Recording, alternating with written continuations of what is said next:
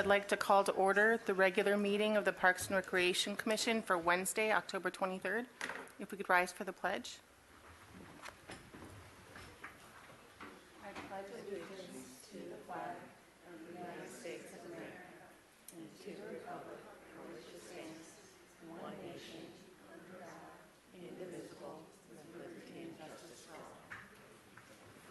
Can you please have roll call?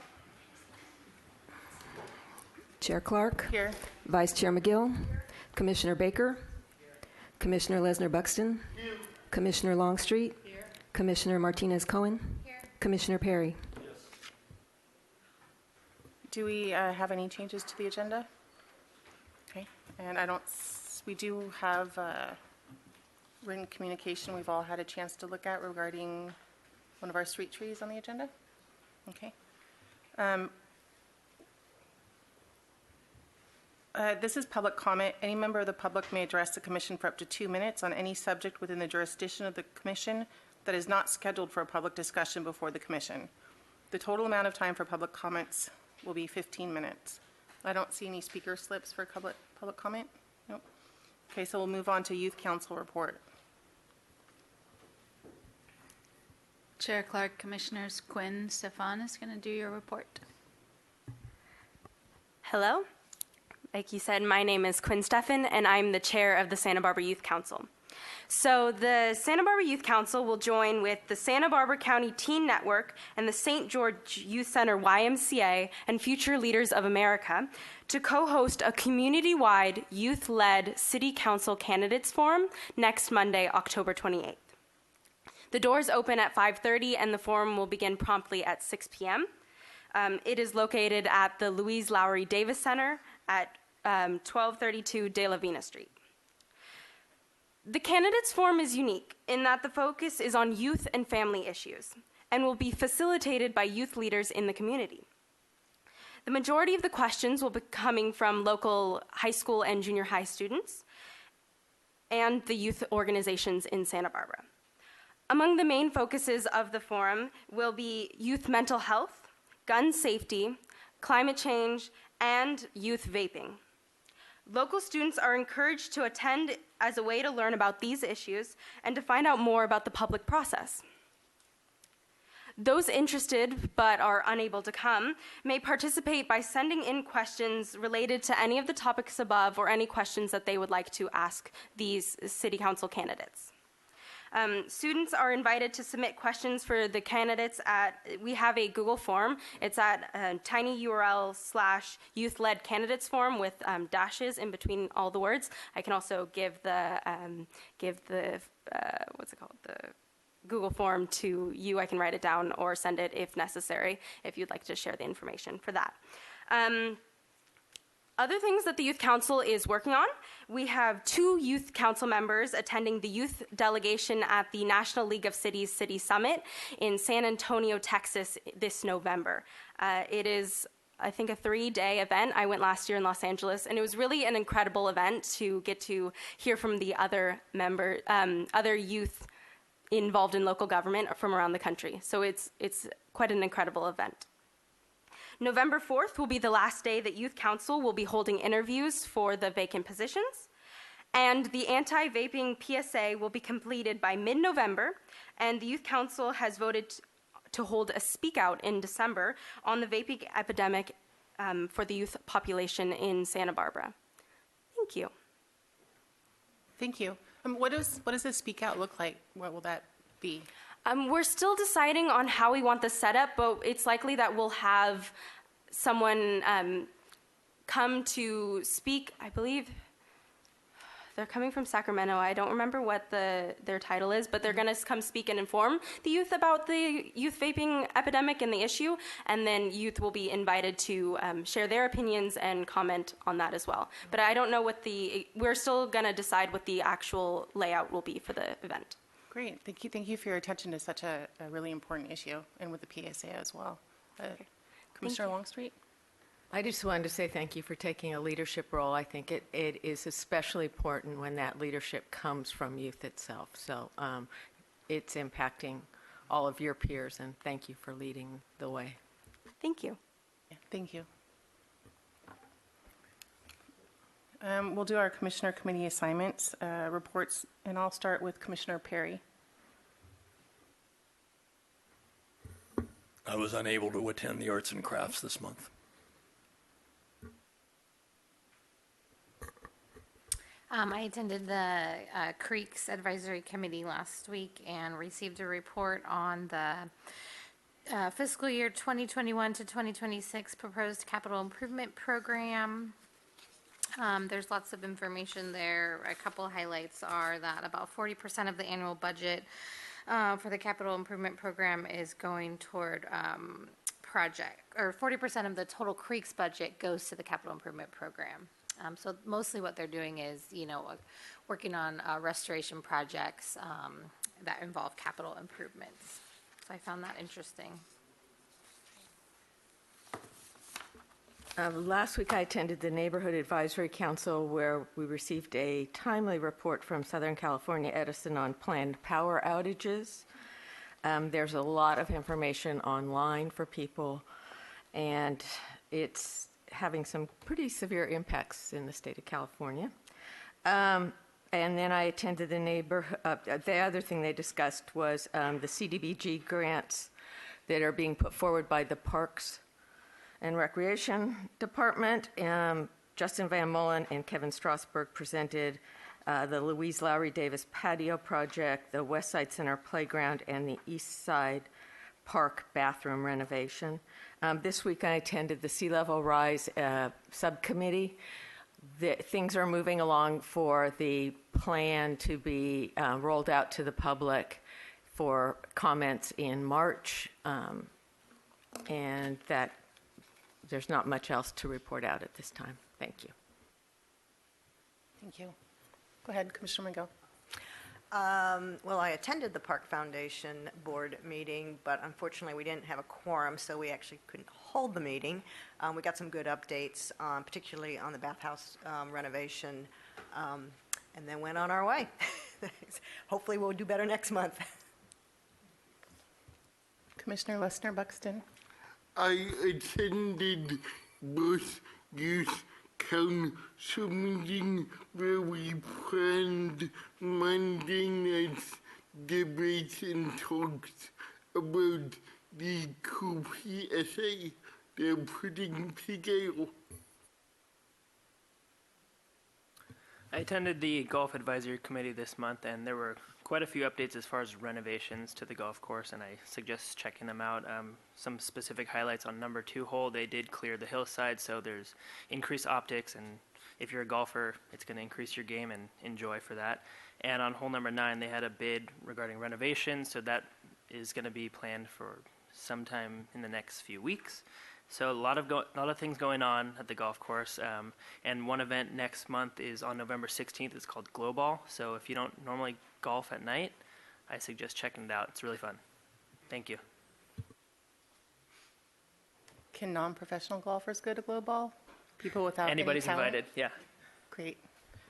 I attended the Street Tree Advisory Committee meeting this month, and we'll be reviewing all the trees that the arborist, it was Nathan Slack, led the Street Tree Advisory Committee members to each of the trees on the agenda. We'll talk about those later.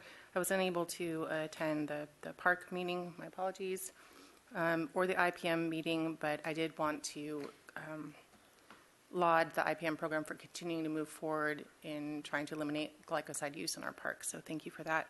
I did attend a tour led by Cameron Benson of the Creeks Department of the open space at the end of Palermo Drive, and I'm excited to hear about the department's plans for creek restoration in that area. I think it's going to be a wonderful addition to our open spaces and healthy creeks.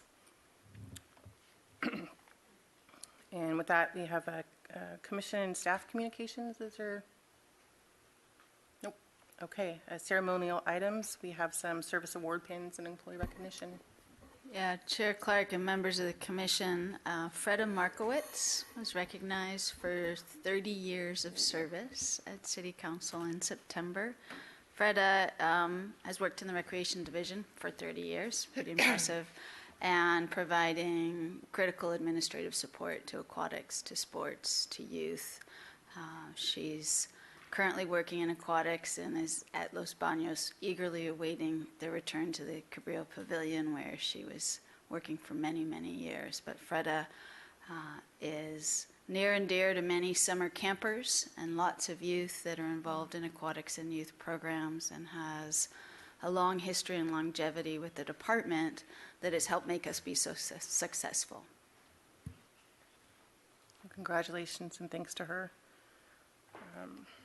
And now we'd like to recognize Jonathan Bixby and Sylvia Sykes.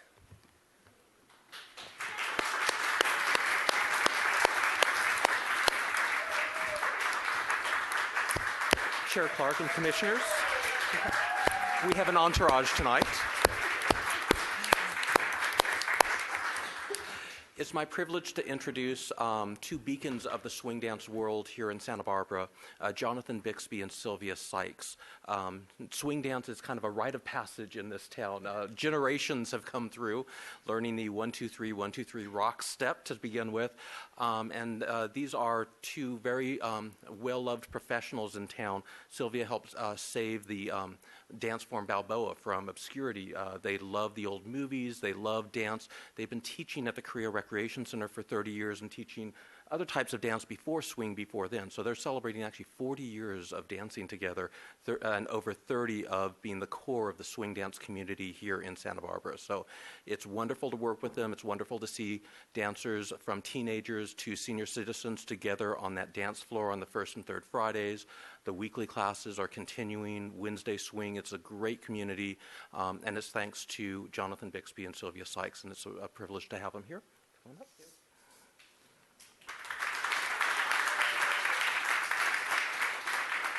Well, I will say thank you, Jason, and thank you for the peanut gallery back there.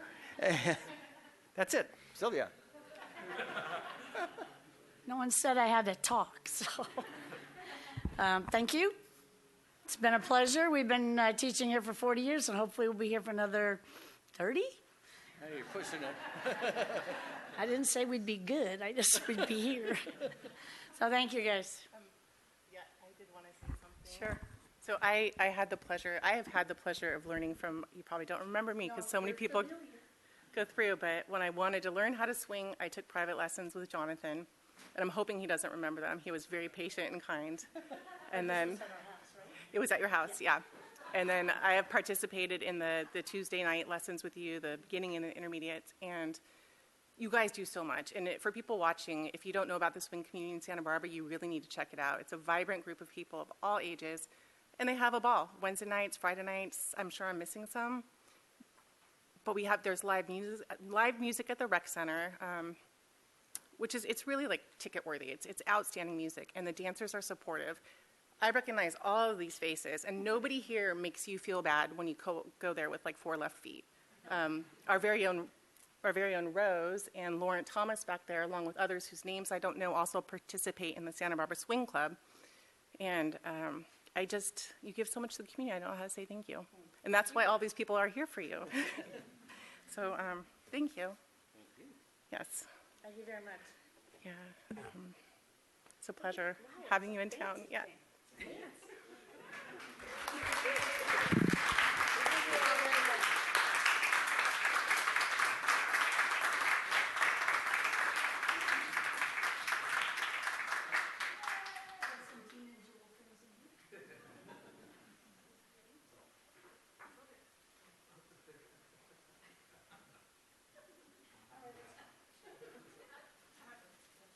Lauren, can we see that sign one more time? I'm not sure everyone on the commission got to see it. Yeah.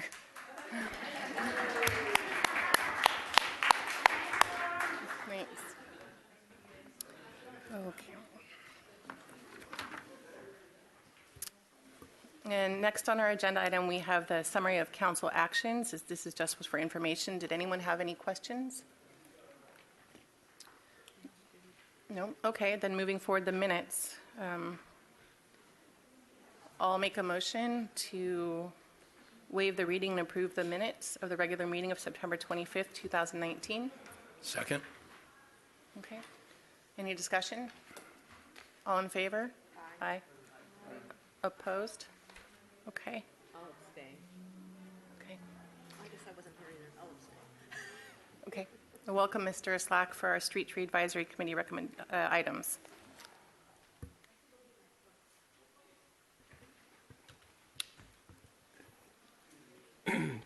Chair Clark and commission members, the first item for review is located at 40 East Anapamu Street. Several of you will recognize it as the main library. I think it's important to preface this review with the fact that in January of 2014, a part of this project was reviewed by the commission, in which time a handful of removals were approved, and also some transplant on-site and then some off-site transplant that is to happen at a later date. Landscape architects have changed since the review in 2014, and there's been some significant changes to the site and the project in scope, requiring the request for the removal of 3 additional trees and the transplant of 1 additional tree. So for review today, there are 2 Callery pears or flowering ornamental pears that are in front of the main library entrance, and 1 Senegal date palm located at the corner of Anacapa and the entrance off of Anacapa. And then the palm proposed for transplant is also a Senegal date palm located within the library plaza. The committee reviewed the application, noted that they felt that the 2 flowering ornamental pears could be retained during the proposed improvements to the library plaza entrance, and voted 2-1 to deny the request for removal of the 2 flowering ornamental pears and approve the removal of the Senegal date palm and the transplant of the additional Senegal date palm. It was 2-1. There was 1 member that recused himself due to conflicts.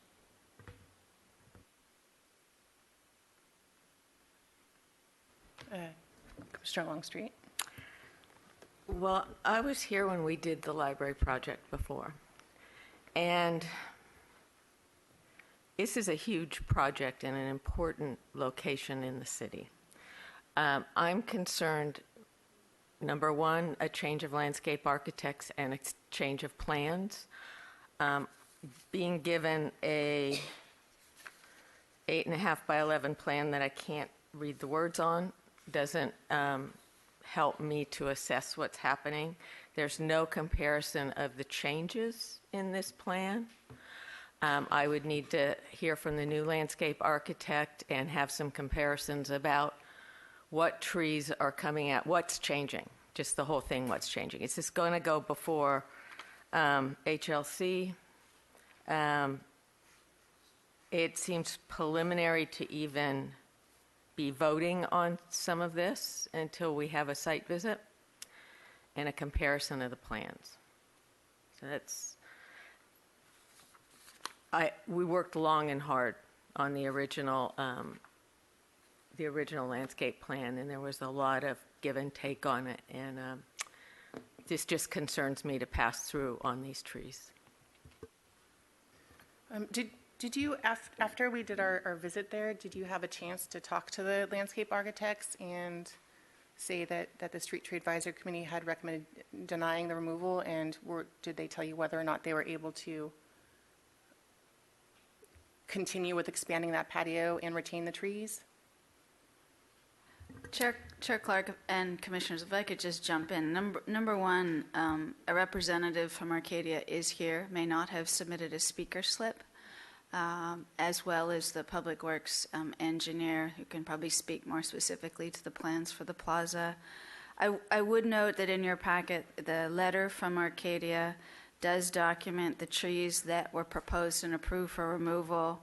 It says by the stack and by concurrence, the commission. Those removals haven't changed. They're coming in for additional removals based on the redesign of the plaza. If the commission has a moment, we can walk through how the plaza proposal is changed in order to meet the library's needs for its use and the rationale for why these additional trees are proposed for removal. I think that would be beneficial for all of us. Thank you.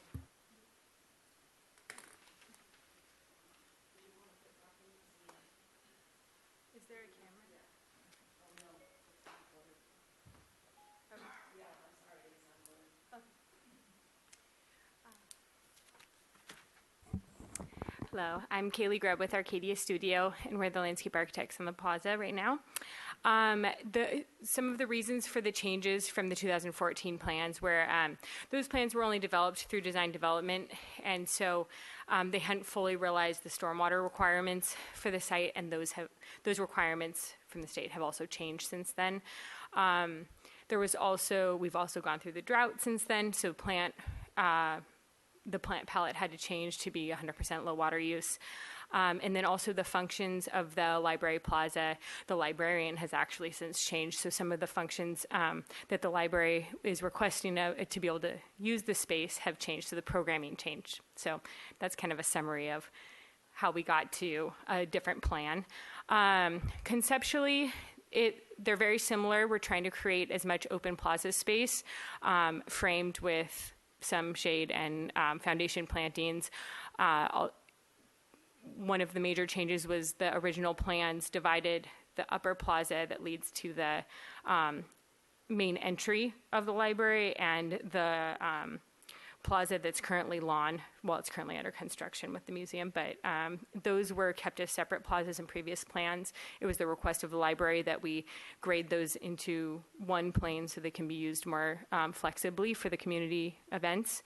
Some additional changes where there was a long series of kind of maximized ramps that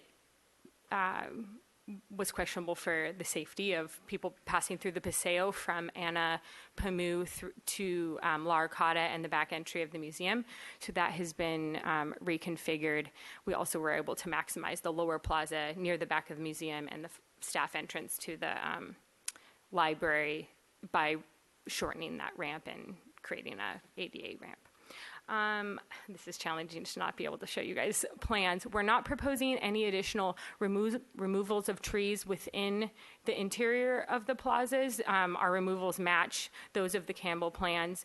The reason for the Pires Caloriano request was just a concern that the roots are pretty close to the surface on those trees. So when one of the programmed requests is that they would like to expand the plaza outside the historic doors to be able to open them for occasional events, and so they needed more plaza space outside.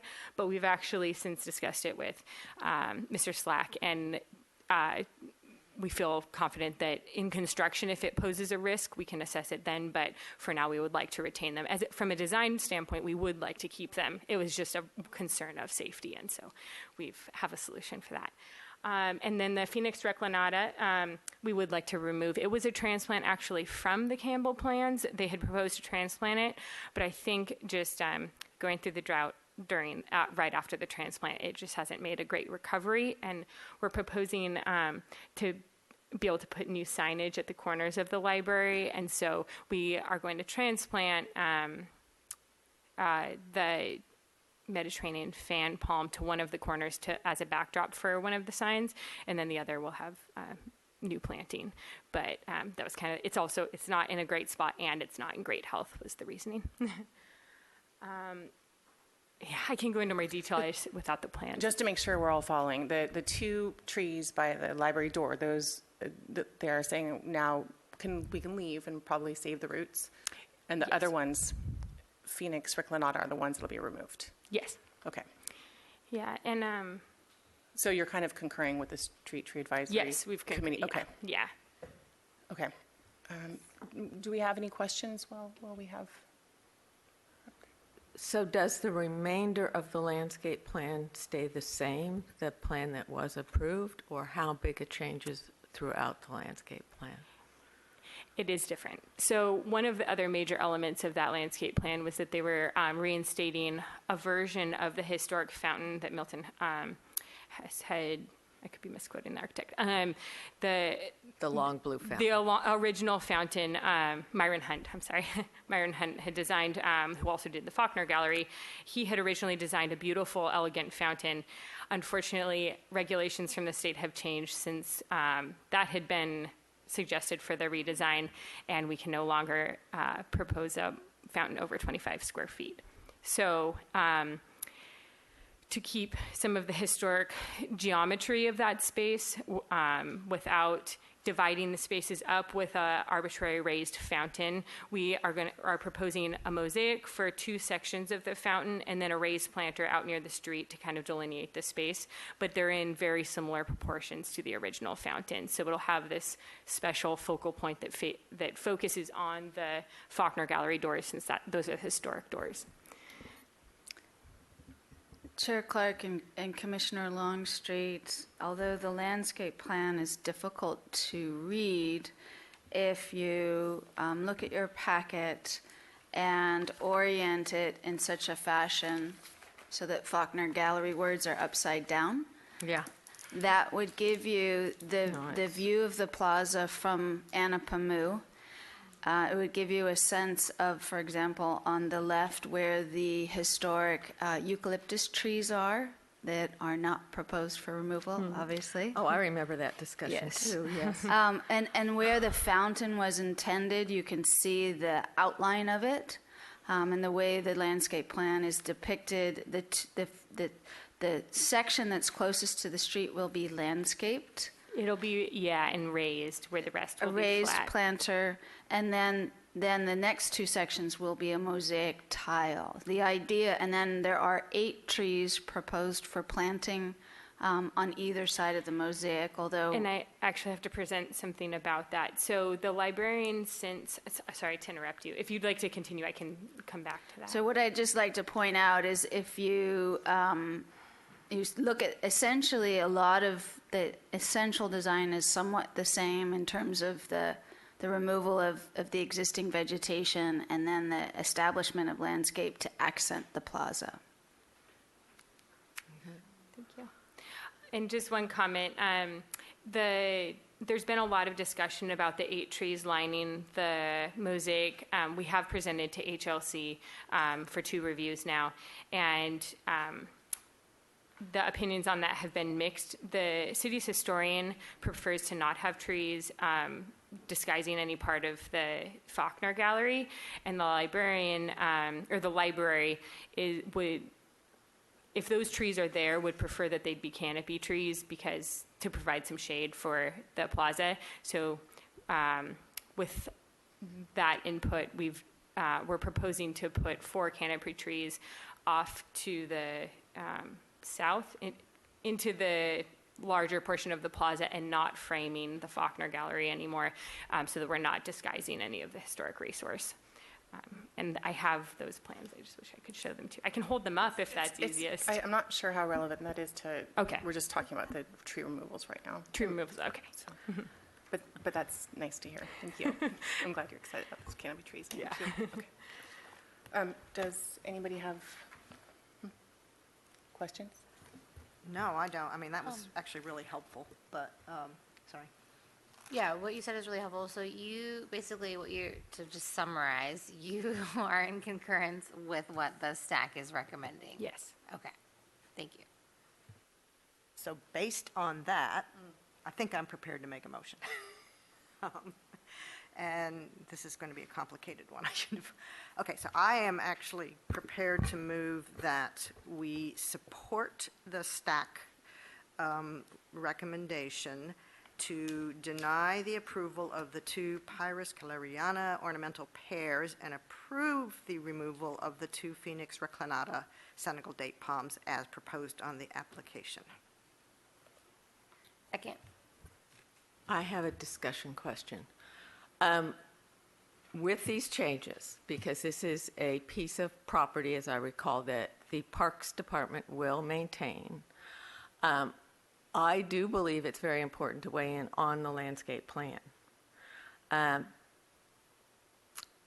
can see going forward with the removal of the 1 tree. That's fine. But this is going to have long-term impacts, budgetary impacts on the Parks and Recreation Department. And that plan needs to be approved by us as well as HLC, and it needs to be reviewed. So that is where I stand on that. I'd like those comments forwarded to the Historic Landmarks Commission to make sure that they know we're concerned. I'm concerned. You can add that I'm in agreement with Commissioner Longstreet when you forward those comments. Before we vote, because this is my only chance to talk about this before we move on, I'm glad that we're finding a way to keep those trees, but also support library redevelopment. What the new librarian is doing is pretty awesome. So, Yes, and the one thing I would, because what I'm concerned about is the amount of pavement that's changing, things like that, that we need to see in front of the ornamental entrance. And also, this isn't going to sound very nice, but librarians change. That's irrelevant. The public space is the public space, and that's what our concern is not how this particular librarian sees to plan it or any other of those issues. It's how that building functions for the members of the public. So I really do want to review that plan. yeah. I have a question. I have a question for Commissioner Longstreet. Curious, are you asking for a more detailed presentation so we can have a more accurate ruling? I think she just wants it on the agenda Yes. so we can talk about it, which seems appropriate. Chair Clark and Commissioners, I would let you know, and we can certainly ask the applicant to come back with a more detailed presentation. We have been advising the library through this entire process. Did not believe that the proposed changes would substantially increase what we consider our baseline maintenance for the plaza. We have also been talking with the library regarding how they will need to, as we do when we have special events and rentals and certain unique activities in our parks, allow for those to require additional resources to maintain, not just get assumed as part of daily business. So as we do with an event that we have or someone rents a facility, the library will be looking at how they manage that above and beyond our regular maintenance schedule. I would add that there's actually a lot of advantages that there is not going to be a fountain there. It really was going to probably take all of the general fund allocation to maintain at the expense of everything else. So in some ways, it's an improvement. Depending on the schedule for going back to landmarks, we can put it on your agenda for next month to give you a full presentation of the proposal. Certainly now that it sounds like some of the other trees are changing, but I would say that we have been in consultation with both the landscape architect and the library on this project. Thank you, and it may be a beautiful plan, and it may be totally supportable. We just need to see it.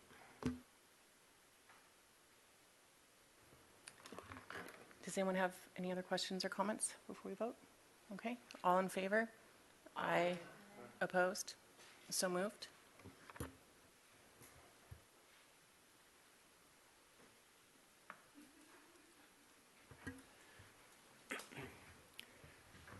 Chair Clark and Commissioners, item 2 for review is a property located at 646 Sea Ranch Drive. The applicant was requesting the removal of 4 California pepper trees from the front setback. A few listed reasons for removal was that they were planted too close together, debris-related issues, and there was some minor fire concern concerning the 4 proposed tree removals. The committee reviewed the location and the application, noted that the 4 proposed trees for removal were in fair health. The committee did note that there were 2 trees that were planted pretty close together and competing for space. After review, the committee recommended or voted on a 4-0 vote to approve the removal of 1 tree out of the 4 trees. It's the tree furthest to the south that was proposed for removal. Oh, sorry. Here it is viewed on the screen, sorry. During the motion, the committee determined that the commission could make the finding that principles of good forest management will be best served by the proposed removal. By removing the 1 pepper tree, it'll provide more space to allow the adjacent pepper tree to develop more properly. Thank you. Any questions for Mr. Slack? And so they determined by removing that 1 tree, the rest of the trees would flourish better? They're being crowded by that 1 tree? It was based on the health of the whole. To remove that one tree would benefit the other trees, is that the? Chair Clark and Commissioners, that is essentially correct. The other two trees planted further to the north were pretty far apart from one another. The two closer to the south were very close to one another and competing, so the committee felt that the removal of one would benefit the development of the remaining tree. Great, thank you. All right, there's no questions. I'll make a motion. Okay, I'll make a motion to agree with the Street Tree Advisory Committee's recommendations to approve the removal of the Shyness Mole, the second pepper tree from the south, based on that the principles of good forest management will be best served by the proposed removal.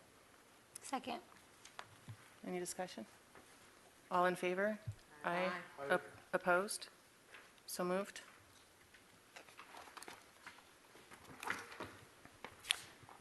Chair Clark and Commissioners, the next item for review is located at 3761 State Street. The applicant is requesting the removal of 3 carrot woods located within the front setback in the parking lot near Whole Foods. In the application, the applicant noted a significant decline exhibited by all 3 trees. The committee reviewed the application, reviewed the trees on site, noted that the decline is extremely consistent through all 3 of the trees, noted that no real cultural efforts could be made to improve their vigor. Also made notice that the street trees, the fern pines adjacent to the planter, were doing extremely well in suppressing the growth of the already declining carrot woods, and voted 4-0 to approve the removals, and did not make a condition for replacement given how well the adjacent street trees were doing. During the review, the commission made the finding that principles of good forest management will be best served by the proposed removals. Thank you. And for clarification, if anybody's watching in the audience or from home, it's not the big lush green trees that are being proposed, but the dead leafless trees that you can't see because they don't have any leaves. Always good to know. Well, I would make a motion to support the Street Tree Advisory Committee for the removal of the podocarpuses at 3761 State Street, and that this is in the good forest management. So just to clarify, sorry. Oh, carrot woods. Yes, Excuse me. Shaded by the podocarpus. Yes, the carrot woods. I'll second. Any discussion? Nope. All in favor? Aye. Aye. Opposed? So moved. Chair Clark and Commissioners, the next item for review is located at 411 East Padre Street. It is a single tree located within the front setback, and it is a Sweet Viburnum. You may recall during the September 25th, 2019 Parks and Recreation Commission meeting, this item was reviewed. At that time, the applicant provided some additional information in regards to a report that they had prepared by a landscape architect. During that time, the commission voted to send the item back for additional review by the Street Tree Advisory Committee. The Street Tree Advisory Committee re-reviewed the tree, reviewed the information provided by the landscape architect in conjunction with general notes about the subtle decline exhibited by the viburnum. There was also a proposal to plant a street tree and potentially a new tree within the front setback. The Street Tree Advisory Committee re-reviewed the tree, the information provided by the landscape architect, and voted 4-0 to approve, or 3-1, I'm sorry, voted 3-1 to approve the removal with a condition that a designated street tree be planted and that a new tree be planted within the front setback. During review, the committee made the determined that the commission can make the findings that principles of good forest management will be best served by the proposed removal, and that the character of the immediate neighborhood with respect to forestation will not be materially affected by the proposed removal. It's important to note, too, that we did review the public parkway, and there is suitable space for a street tree.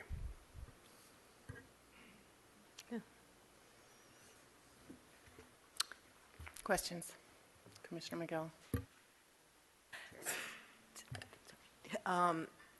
So when you're talking about, I have two questions, or I get maybe a question and a comment.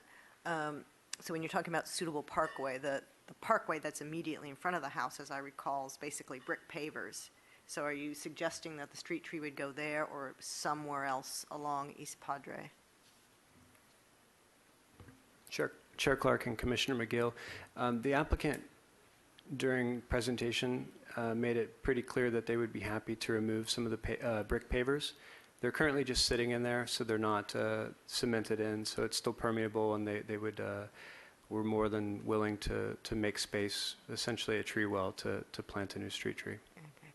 And then I guess it's sort of half question, half comment, but when looking at that lot, it doesn't seem like a huge front yard. So I guess I'm just wondering why the condition on both a street tree and a setback tree when there's not a whole lot of space for another setback tree. And I'm just thinking, in a few years' time, you're having the same conversation of one tree crowding out another, especially with a street tree in there. So it just didn't feel right. A street tree, yes, but both didn't, just on the surface of it, didn't make a whole lot of sense to me. So just. Chair Clark and Commissioner McGill, the picture doesn't illustrate it as well, but the new trees would kind of essentially be triangulated with the magnolia, so there would be some space. The proposed street tree would be offset from the magnolia, and then the applicant did propose on their own accord planting a new setback tree in the front, closer down towards the sidewalk. Much closer to the driveway if you're on site. So if a street tree is planted in the parkway, whose responsibility would it be to maintain that tree? Chair Clark and Commissioners, it would be a public street tree, so it would become city property and maintained by the city.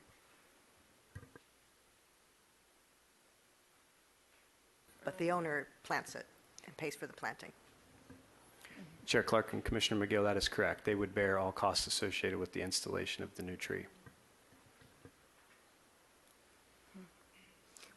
I had a question. When this happens and a new street tree is planted in a parkway and the owner is bearing the cost, does that include the gator bags that the small new trees in the city have been watered with? Chair Clark and Commissioners, we would, and then oftentimes when trees are planted in front of homes, have a conversation about the homeowner participating in the watering process. So it would be a great time for us to dialogue with them to see if they would be willing to take on the responsibilities of the watering. If they were, it would be entirely elective whether or not they chose to use a gator bag, as long as they were willing to participate in the watering of the tree. Great, that's really good to know. Thank you. Chair Clark and Commissioners, in the past, on occasion, the Commission has conditioned a street tree planting that it be maintained for a number of years by the adjacent owner.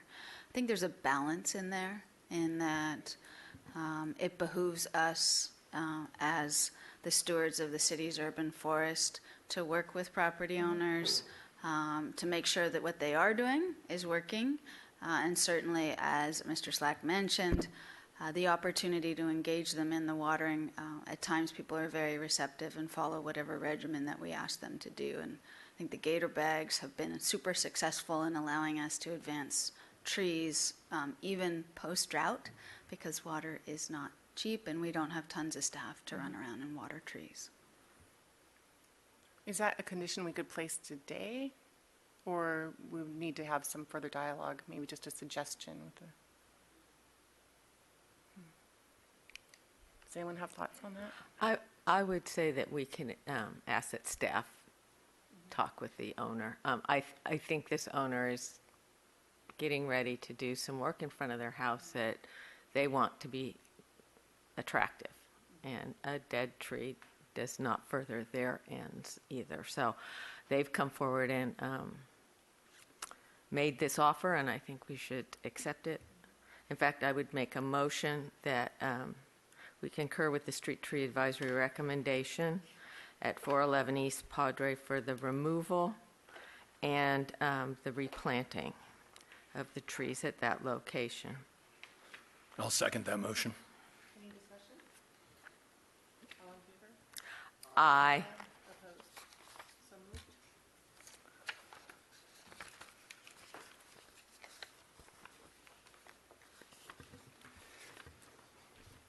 Chair Clark and Commissioners, the last tree item for review is a request for removal of a setback tree. It's an Italian stone pine located within the front setback in front of the mobile home park at 1210 Cacique Street. The applicant is requesting the removal of the tree primarily for hardscape-related issues. There's damage to the asphalt inside the mobile home park. Also, some noted damage to a concrete patio that's attached to the mobile home that's adjacent to the existing stone pine. There is subtle street damage also on Cacique Street. It was noted while we were on site and has been forwarded to Public Works for review. The committee reviewed the application, also reviewed the tree on site, noted it is in great health and pretty significant to the street. The committee felt that while there was some obvious hardscape disruption, that it could easily be mitigated through judicious root pruning. Oftentimes, with pine trees, the damage is caused from what is essentially a small root, but the way the root responds under asphalt can lead to like a burl developing. So the committee felt that it was more than reasonable to exercise judicious management of the root system during hardscape repair. The committee voted 4-0 on this item and determined that during review, no findings within the Chapter 15.24090 of the city's tree preservation ordinance could be found to support this request. Yeah, I would just make a comment that it's a really good-looking tree that's providing a lot of canopy. And I think all the reasons you talked about pruning to like fix the issues there are make a ton of sense. So I would. We have speakers. Oh, we do. Okay. I just wanted to make that comment. It's a good-looking tree. I live right by there. I have a question. On the letter, the application letter, it says, further, we are currently under citation from HCD. What does that mean? Chair Clark and Commissioner Longstreet, the HCD stands for the California Department of Housing and Community Development. I spoke to Ms. Campos today, who wrote the letter on the application, just to try to gain some additional clarification into what the violation was. And she said it stemmed directly as a result of the hardscape disruptions on the mobile home site. I gained no other information from her. Oh, okay. But that's the state agency that regulates mobile home parks. That's correct. Okay, thank you. Are there any more questions for Mr. Slack at this time? Okay. To our speakers, every person that's going to get up and speak has 2 minutes to speak. And it looks like people have already ceded their time. Was something I read? Okay, you have 2 minutes, and the first person coming up is Chris Barros, and Jesse Espinoza has ceded time to Chris Barros. Thank you. Welcome. Madam Chair, Commissioners, thank you for all you do for our city. Very thankful for you. We're here to support staff recommendation to deny the removal of our beautiful neighborhood tree. All the few people that are back here, we're all in the neighborhood. Most of us are from the mobile home park itself. And I just wanted to touch on just a couple of things. Number one, The gentleman who has the HCD violation has entrusted me with all of his paperwork, and I have all the details on that, by the way. I wasn't told they were secret in any way, and I'd be willing to share information.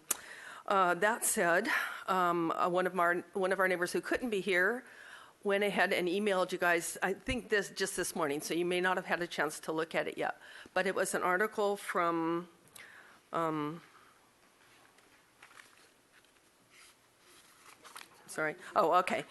basically it was about how in our time of global warming, trees actually bring down the temperatures in our cities and without the cities as well. And from his article, I took 2 points that I thought were particularly poignant. One was that, I apologize. I was so last minute here. The right amount of tree cover can lower a summer daytime temperature by as much as 10 degrees Fahrenheit.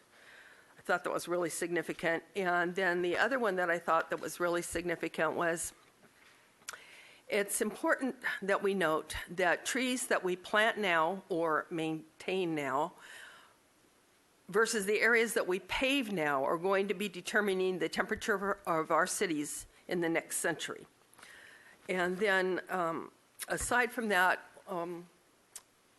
that tree is home to a lot of birds and wildlife that we care about. We recently had a huge over 100-foot poplar tree removed in our park.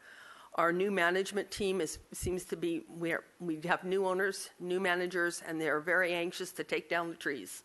And we even suspect that there might be other ones on the street coming up before you guys.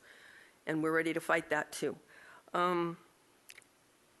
There's psychologically, socially, emotionally, community, everything improving our health. And so we just want to say thank you for your decision, and we hope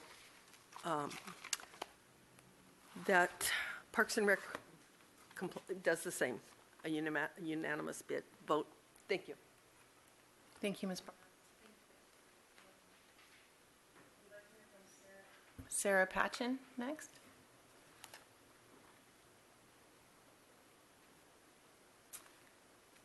Good afternoon. My name is Sarah Patchen, and Chris said all of the things, many of the things I was going to say, and she did a beautiful job. So I'll just say that I live on the annex side of the Flamingo Mobile Home Park at the 1130 address, which is down the block from 1210. There's 2 sections to the park, and I live on the other side. So I think Chris pretty well covered most of what I was going to say. In light of the idea of global warming and what's happening with the climate to the planet, I read the statistic that according to the Smithsonian, years of drought have killed almost 150 million trees in California, and fires have destroyed a million more. So given the recent dire statistics released by climate change scientists, we need to plant more trees and to save every single tree that can be saved. That's feeling from my heart.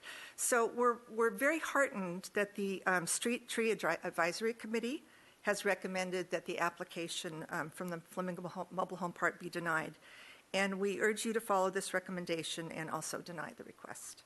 Thank you for allowing us to speak up for this beautiful tree and try and save its life. Thank you. Please save our tree. Thank you. Thank you for speaking. Next, we'd like to hear from Rochelle Upton.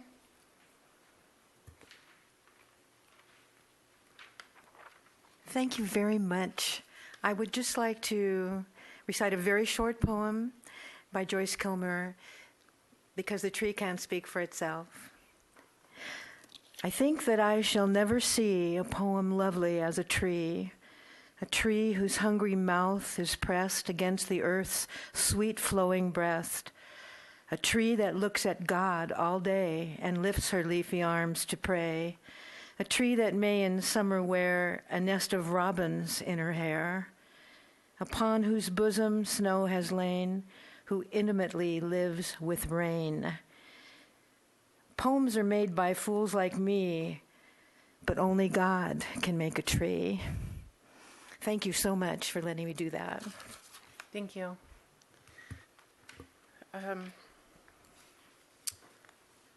The library has some poetry readings going on right now. You should look into it. It'd be good. Ms. Carol Holm.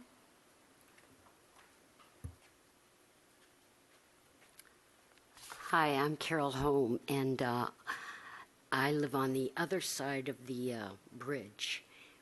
We have 5 stone pines on that side, 3 of which are in my yard, and which I have been caring for at my own expense for 30 years. So I'm very concerned with the trees and taking them down.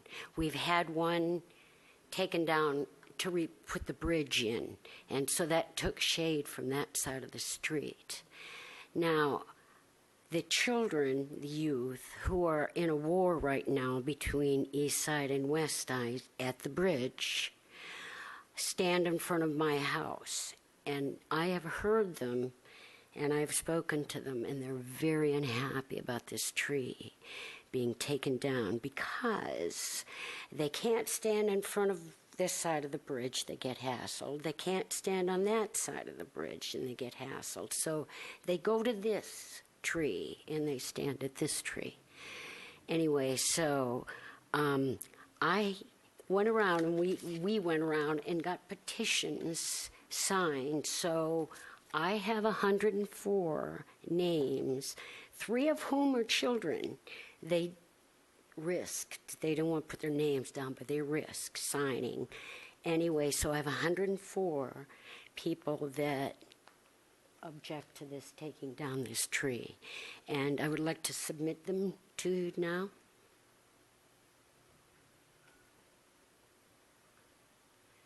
Most of these people are either in the park or on Cacique Street in Salinas. But anyway, I just would like to make a request to you. Think about where the children stand.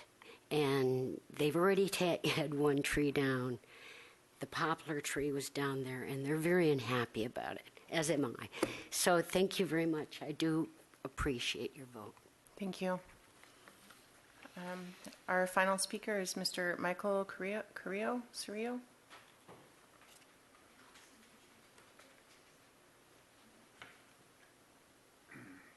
Good afternoon. Mike Cirillo on behalf of the ownership and management of the Flamingo Mobile Home Park. This matter started with a complaint from one of our residents, the resident immediately underneath the canopy of this tree. He called the state inspector from Housing and Community Development, who has the inspection jurisdiction over mobile home parks within the city. The inspector issued a citation mainly for us to address the root damage that's being caused to this tree to the resident's patio and underpinning of his home. So we have come to this process to seek permission to remove the tree. I agree, it's a beautiful tree. It's just simply in the wrong place. It's in a relatively narrow strip between the sidewalk and the property line fence in the park. The trunk has grown to the point where it's now deflecting the fence. There will be continual root damage caused by this tree as time goes on. The resident himself is very concerned about the branches of the tree that overhang his home. He's concerned about in a strong wind that the branches will come off and come off and go through his roof. It also reaches far enough to go over the adjoining mobile home there. So we appreciate your process that you do have a process for approving these removals, and we would like you to take a hard look at allowing us to remove this tree. And we didn't put it in the application, but we would not be adverse to replacing this tree if we're allowed to remove it. Thank you. Can I have a quick question for you? Have you reached out to an arborist yet to talk about possible root pruning during the asphalt and hardscape repairs? Yes. Okay. And What were you told? It's, number one, it's a lot of money to address the immediate issue, and it will be a recurring issue forever if this tree is not removed. Thank you. Can I ask a question? Mr. Slack, did the street, oh, is it, oh, okay for me to? Yeah, thank you. You're done with me? Thank you. Thank you very much. Did the Street Tree Committee talk about the recurring nature of root pruning and the viability of it? And I kind of have a little, there have been other trees, and by the way, this is a stunning tree. It really is a beautiful tree. There have been other situations where we have approved some removals based on hardscape damage.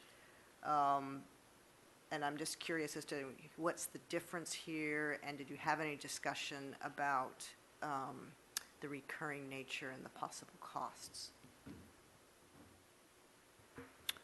Chair Clark and Commissioner McGill, there weren't lengthy discussions in terms of the frequency of potential additional disruptions. That's also something that's very difficult to forecast out. Every site is different and every tree is different. The roots are going to be different. And really until you do, like if there was an exploratory phase where demo was occurring, that would give you a really good insight in terms of what was causing the damage, what decisions could be made in terms of root removal. And it's likely that it could postpone or prevent further issues for quite some time. And there's other strategies that could potentially be employed given, the site characteristics. And obviously none of that can really be determined until, work commences. When you say other strategies, what do you mean?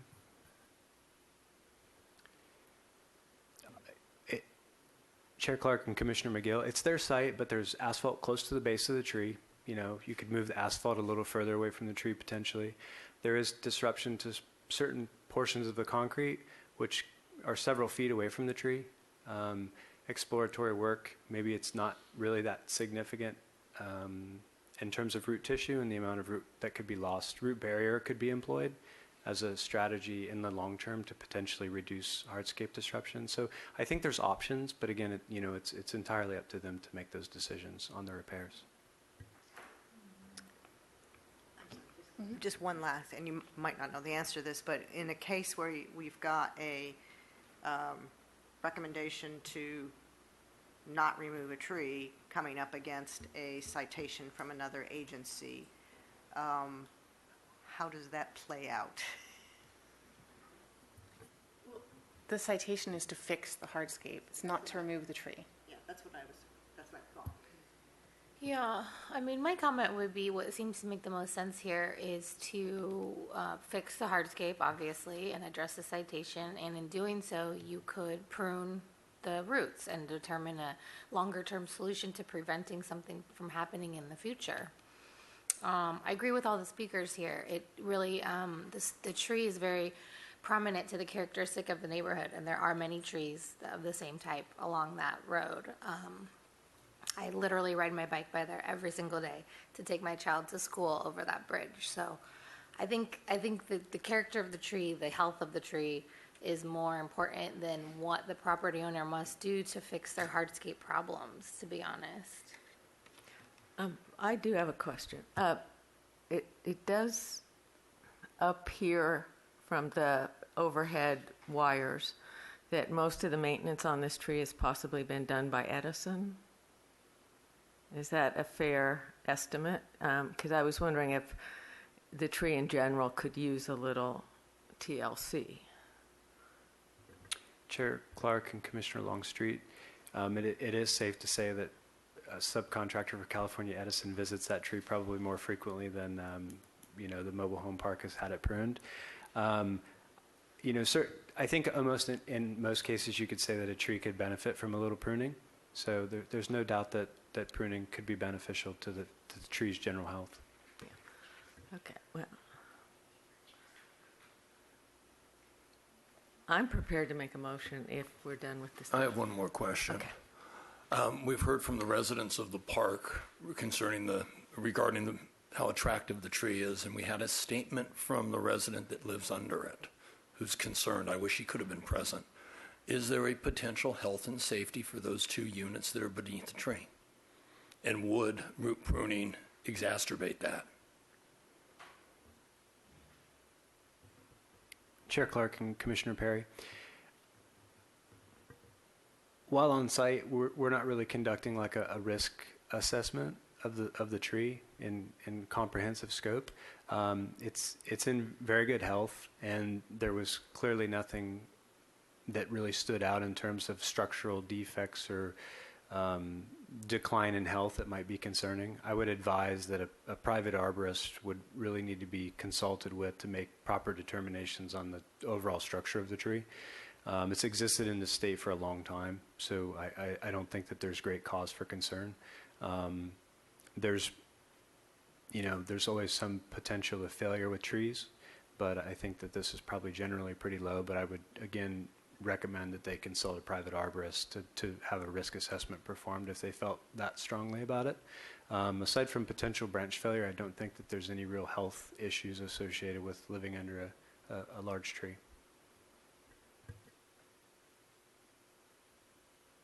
I don't know if my memory is failing me. It seems like there was an attachment to the home that was under the tree, but the actual home wasn't under the tree.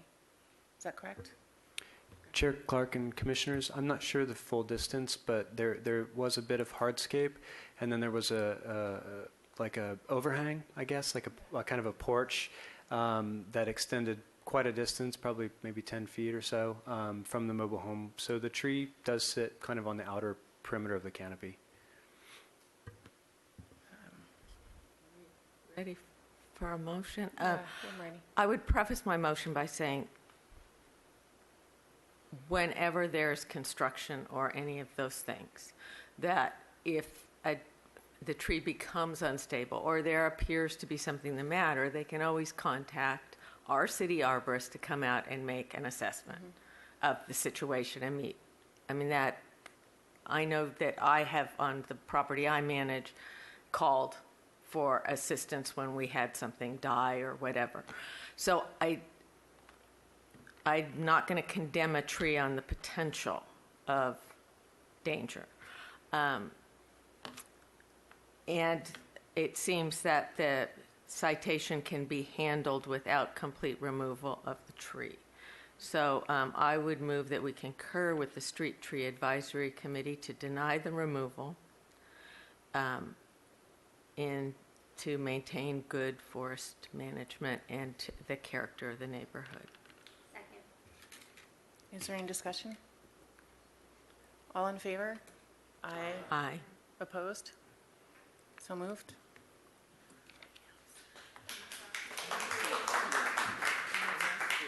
Oh yeah, where does it say? It says it here, right here.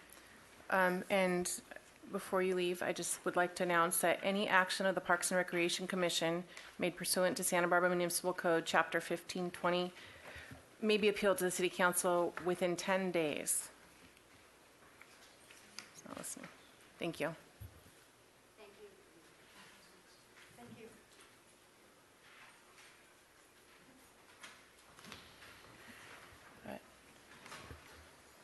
Ms. Zachary, we've come to our director's report.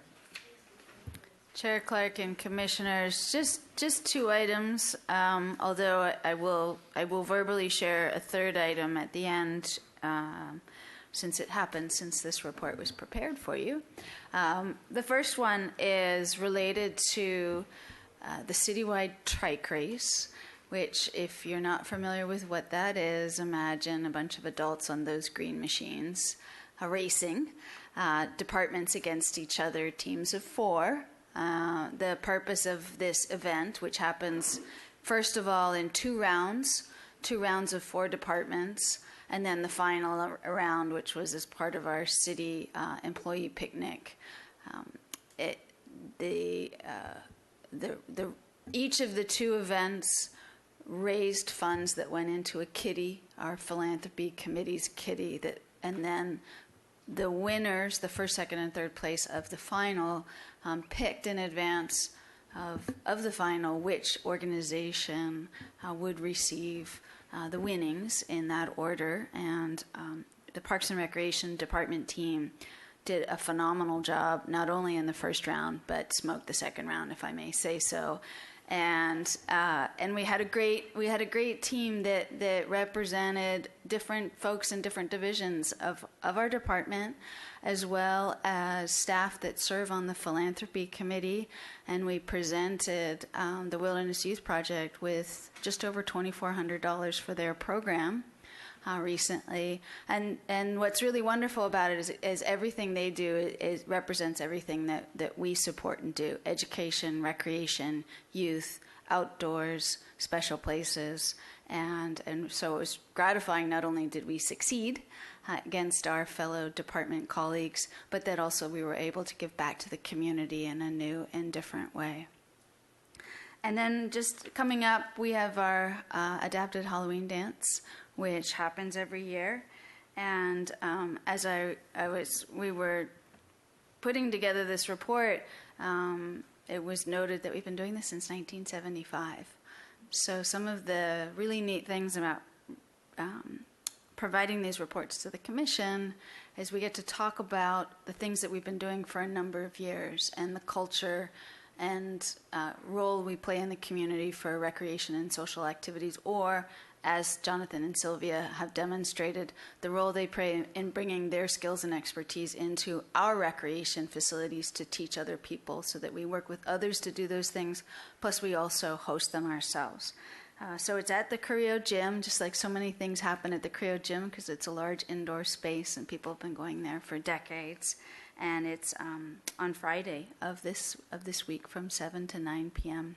The last thing I'd just like to mention is we had the Community Cleanup Day last Saturday, and our staff, our department, participated in 4 different locations, critical areas that always seem in need of a little extra TLC, the Cacique Street area, the West Side Mitchell Traina overpass, down by Parque de los Niños, and then the last location was the Rancheria Community Garden. And so just like Day of Caring, it's an opportunity to engage the community. Staff go out and not only work, but they serve as role models for our community and making it a nicer place for everybody. Thank you. I did go down to Parque de los Niños and Rancheria, and, there were a lot of people doing work, but they couldn't have moved that stuff and gotten it out of there without the staff assistance. So thank you to the staff that was working. I did want to also give my support to I think City did an excellent job in picking Wilderness Youth Project. 2 of my kids went through that program, and what it does for their just emotional and social development is amazing. So thank you to everybody who got on a little tricycle. Please videotape that next time and have Summers post it on Instagram. There is a video? Where is the video? Okay, and then I did see in your report, in the typed up report, Ms. Zachary, that if people want to volunteer at the adaptive dance, there's opportunities? Yes, I apologize. I didn't read it in detail. I just wanted to sort of give you the highlights. But yes, Julie Thomas organizes these events, and certainly any commissioners or members of the public are interested in volunteering, you can contact her at her email address, or also by phone, 564-5421, area code 805, which we have to do now. Thank you. Great, thanks. And now we've come to our summer camp and marketing report. We've got Ms. Case and Mr. Hanna. Chair Clark and Commissioners, Rich Hanna, Recreation Manager, and I'm joined by Summers Case, our Marketing Coordinator, and we're excited to be here tonight to talk a little bit about our 2019 Summer Camp and Marketing Initiatives. This is a report that we give to the Commission typically every year, and in some cases we will present this report in May as a lead up to summer to entice families of the activities that we have coming forward. This year we decided we would present that to you in the fall and talk about all the great things that happened this past summer. So I just wanted to talk a little bit about our summer camps in general. So these support the mission of the Parks and Recreation Department. The Recreation Division is responsible for providing high-quality, diverse recreation activities such as camps. These camps promote healthy lifestyles, keep youth engaged in positive activities when school is out for the summer, and of course generate revenue that actually supports other department operations. We have a broad range of camps that serve ages 3 to 17, and we have varied activities. We, past year, had 37 different camp themes that offered 176 different individual sessions. Some camps are half day, some are full day, some operate 1 week, 2 weeks, 7 weeks, 8 weeks. So we have a full breadth of camps and opportunities for parents in this community. We have a variety of themes. We have everything from sports camps such as soccer, beach volleyball, theater camps, ceramics, Lego, engineering, horse riding, nature, aquatic, and then our popular summer fun program that we host on the school district campuses during the summer. Our camps are also very affordable. One of the things that staff look at as we're bringing camps onto our offerings every year is, can we make them affordable for parents? So I did a quick comparison. One week camp of Aqua Camp is $180. When a Hearts horse riding camp is $400. So for Aqua Camp, that equates to $36 per day for an Aqua Camp session with all the excursions and travel and amenities that are provided, as well as the supervision by camp staff. Comparatively, it's $80 for the horse riding camp, but you can imagine per day, we've got to pay for the horses and the person that's stabling the horses. If you were to look at Junior Lifeguards, which is a 7-week program, that breaks out to $11 per day, and so that's about a 6-hour program instead of a typical 8-hour summer camp. And then if you look at our Summer Fun program, which is 8 weeks, we charge $40, which is basically a commitment fee that we're going to have those kids show up for that 8-week program. That equates to about $1 a day. So a lot of our programs are affordable, they're accessible to this community, and we take a lot of pride in what we offer. I would also like to say that we also provide scholarships. So through the Santa Barbara Police Activities League, the Department General Fund spends $10,000 to support camp scholarships, and that provides about 50 scholarships to youth in this community.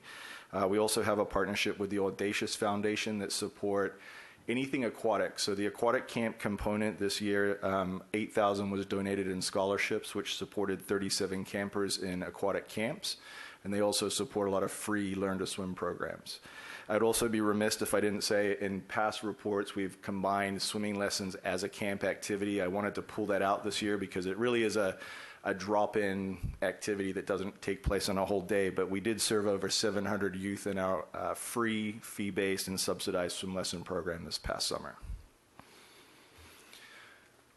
So looking at the summer camp planning for it's not working. Hold on a second. Sorry about that. All right. So in preparation for Summer Camp 2019, we basically start by looking at what went right in 2018. So the recreation team basically gets together. We share observations. We talk about the marketing initiatives, what was successful, what are things we can improve upon. We review all of the camp evaluations. So at the end of every session in our camp program throughout the summer, parents are sent an evaluation. They complete it online. It's sent into the staff. We look at all of those. We do an internal process. We look at all of our internal processes, such as inclusion and transportation, and we look at ways that we can improve things for the next coming camp year. As part of that, we also discuss current trends. We have staff that attend conferences that are industry conferences, such as California Parks and Recreation Society. We have district meetings. We send staff to interview panels, and when they're there, they're at other cities exploring what programs and activities they're doing. So we look at what other people are doing, what's successful, what are we not offering, what could we add to our repertoire, and how could we expand what we currently have. We also look at the success of a program. And in a time when we have to make tough decisions and support other programs that may need subsidies, we look at a couple of things. Is the class or the camp activity something that's provided by an independent contractor? And I'll talk about that a little bit later. Or is it something that we're using staff resources, staff vehicles, and if we don't have enough participants, we're really not generating enough revenue to operate that camp. So in some cases, we make tough decisions, and the goal is that we're bringing on new activities each year to replace those that are not as successful. And in some cases, we take a program that's very successful, and if we can, we try to expand those activities into the next year. A couple of the other key considerations, there are other service providers in this area. The business of summer camps is extremely competitive. Prior to the recession, there was about 4 agencies that provided summer camps: Santa Barbara Parks and Recreation Department, UCSB, YMCA, Boys and Girls Club. In the 2019 Santa Barbara Independent Summer Camp Guide, it listed 110 entities that provided camps. 250 camps were offered in Santa Barbara this year. That represents 213 camp themes or activities that our department was not providing. So when we're looking at bringing camps in, we're also evaluating what everybody else is doing. We're looking at how do we structure our pricing, what's going to be unique, and also we don't want to saturate the market and just be a small share when we can focus more on a larger program that brings in a larger population.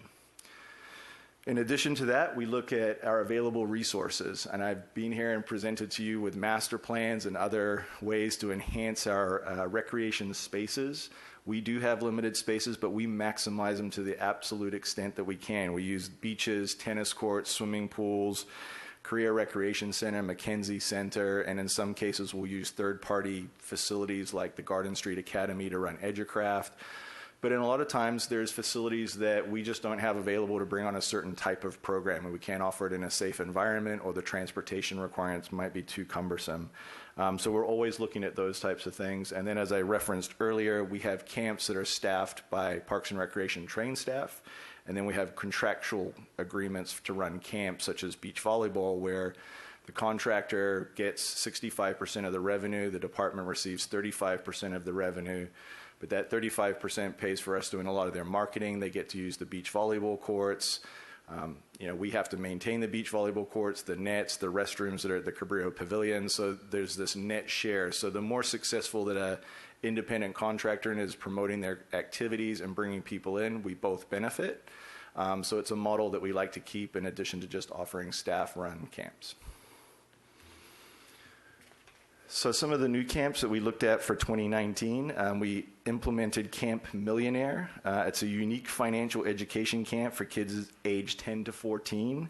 The participants learn how to earn, manage, save, invest, and donate their money wisely and have a great time doing it.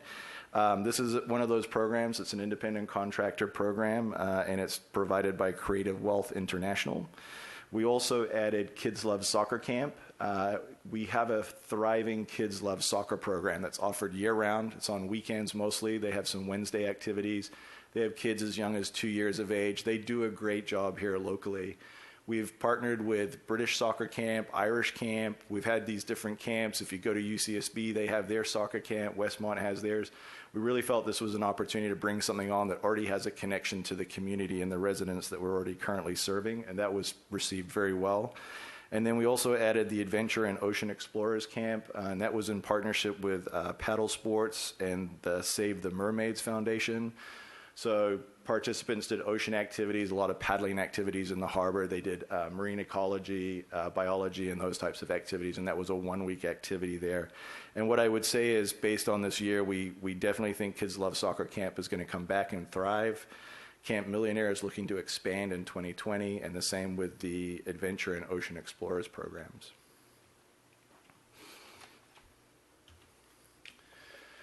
Some of the programs that we expanded just based on popularity, the Hart's Horse Experience Camp. We added 2 more weeks of Hart's Horse Camp this year. That's 24 more spaces. It was the first camp that sold out as soon as we put our advertising out this year. They run a year-round therapeutic horse program. It's ultimately targeted individuals that have special needs, but it's open to everybody when we offer that camp offering. Individuals get placed in small groups based on their age. They learn how to care for horses, the horse science, and other horse-related activities, and they actually get 3 certified horse riding lessons when they participate in that program. Our skate camp has never been more popular than it is in the last, I would say, 4 years. When we first opened the skate park, it was the most popular camp we had. Over time, skating has kind of waned, and now it's back with it's included in the X Games. It's an Olympic sport. You've seen the skaters come and be present at all our master plan presentations. This is a great activity for kids to get engaged. The skate park is closed. Kids learn those basic skating skills, and then they can bring them to our weekend free drop-in youth skate time. And we also expanded the Lego camp and actually made them a full-day camp offering. So some of the camps that we bring in initially might be a half-day experience, and we're kind of testing the market. We realize that that can also be difficult for a family that have 2 working parents.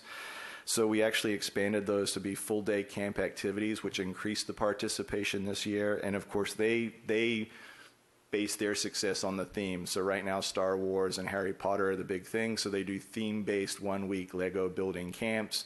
And we saw great success in all of those programs as well this past year. So at this point, I'm going to turn the presentation over to Summers to speak about the various marketing initiatives and the robust reporting processes that she implemented this past year. Summers.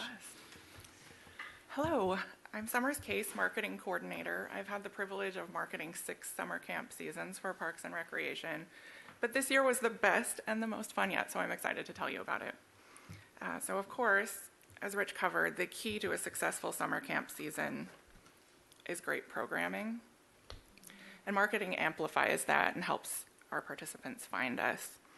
In recent years, we've developed a marketing mix that works well for us, but we're always analyzing and updating that. So what worked well in 1995, which would be mostly print advertising, doesn't work now as well, and what worked well 2 years ago might not be the right choice for this year. So we're evolving, shifting focus where we see new opportunities. And this year was a breakthrough year in that regard. We started with what worked last year and adapted as we went, making decisions in real time. So we started with the print resources that tend to work for us. First, a printed summer camp preview guide, which you'll see on the left there, the first page of it. We mailed the summer camp preview to over 10,000 local households and passed out copies in our buildings, at community events like the Earth Day Festival, and at the public library. Our customers have told us that they want a printed summer camp guide, and they say they turn to local media summer camp guides like The Independents when they make their summer camp decisions. So these print pieces are key. But we don't stop at mailing or at publishing ads. We make every print piece we create do double duty for us as social media content. So here you can see in the middle a Facebook post about the Independent Summer Camp issue where we had an ad coming out.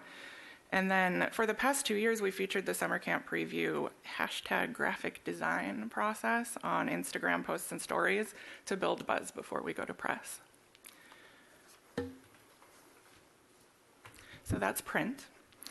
Our key online resource is our summer camp website, which for those watching at home or at their desks can be found at sbparksandrec.org. The website is 3 years old now, and it's been an excellent way to integrate a great visual experience with our recreation management software, PerfectMind.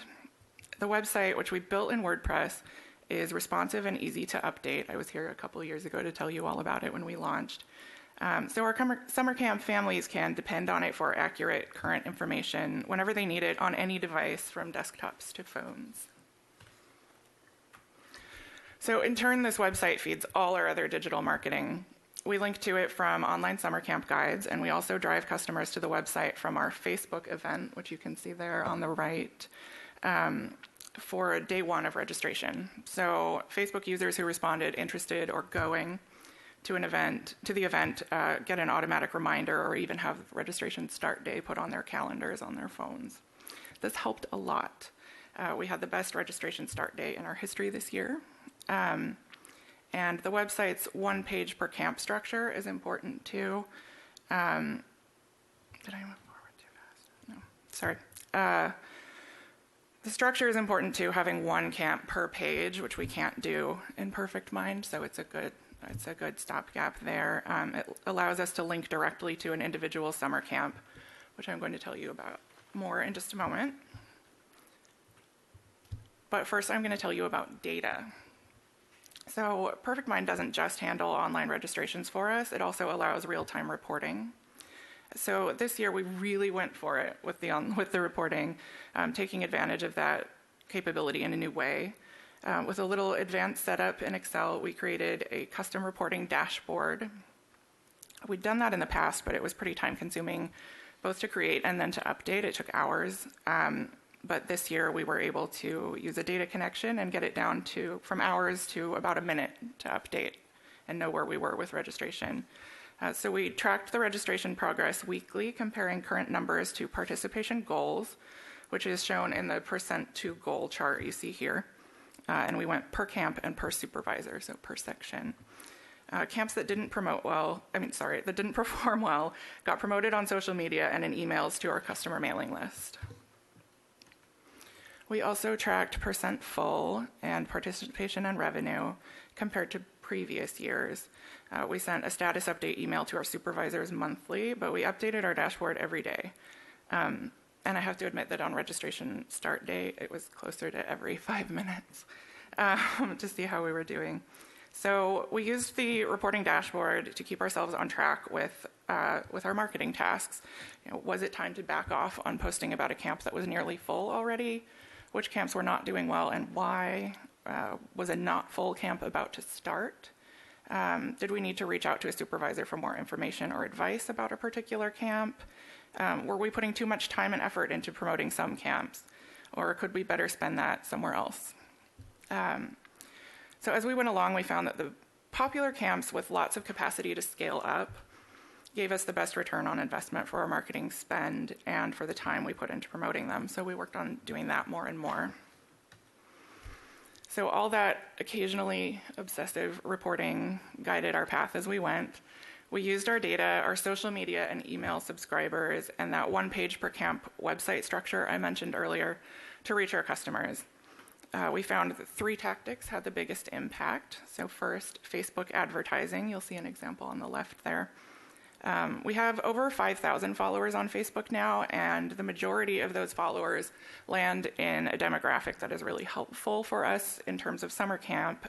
Usually the summer camp families' decision makers are in our key demographic.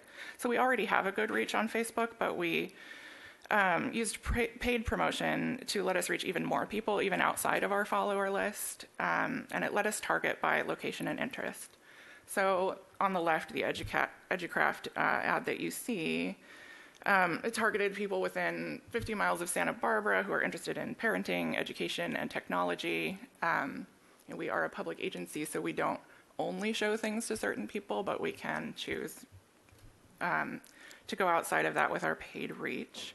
And it led to increased engagement and the opportunity to answer customer questions, and they ultimately led, these ads, to increased registration for us. Secondly, in the middle there, weekly email blasts. We sent emails featuring upcoming camps, providing a helpful resource for the 8,000 to 10,000 subscribers who have told us specifically they really want news on our summer camps and they want it regularly. So if a camp had space next week, we put it in the email and sent it out. We had about a 30% open rate on our emails, which was about 5% above the industry average. And we had the opportunity to provide great customer service through that when recipients would reply back directly asking for help choosing a camp. And then the third thing that worked for us the best was Instagram posts and stories. You'll see on the right, we posted fun behind-the-scenes photos, anecdotes, and trivia facts on our Instagram account, which is at SB Parks and Rec for our watchers at home. We're still building our audience on Instagram. We have about 1,200 followers. It's not nearly as many as our Facebook.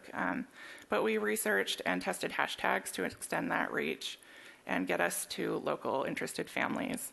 We also used paid Instagram advertising this year, which was the first time we've done that, and it had great results.